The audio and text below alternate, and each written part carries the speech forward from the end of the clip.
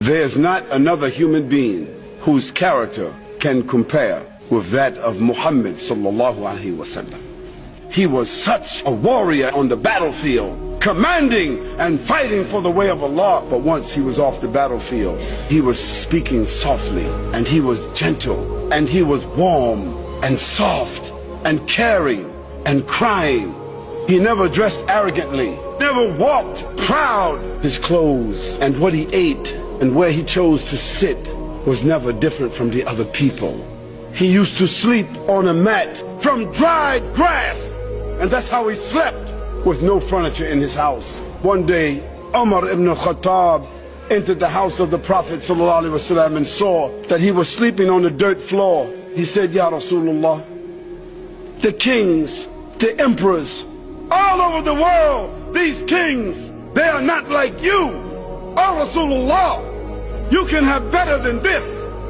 And the Prophet dismissed him and said, "They have what they have been given, and I have what I have been given. I am pleased with what Allah has given to me."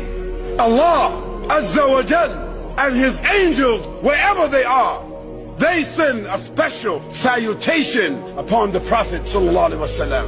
This was a man receiving over the period of 23 years on a daily basis the 6,626 verses of the Quran. And when it came, his body shook from the revelation coming down, and the Prophet ﷺ sweated and his body shivered. Allah subhanahu wa ta'ala said, had he this Quran down on a mountain, it would have crushed a mountain. So what do you think it would have done to the heart of a human being? Yet the Prophet ﷺ was also, during the course of that day, feeding the poor, visiting the sick, acting as a statesman, acting as an arbiter, talking to the people, addressing the women, giving out the zakat, sewing his clothes, washing his house, shopping for the food, doing all the things that you and I do. And at night, standing in prayer for 4 or 5 hours at a time. And in the day, fighting the battles, discharging the armies, giving the ahkam and the rulings, explaining the Quran, instructing the people in behavior.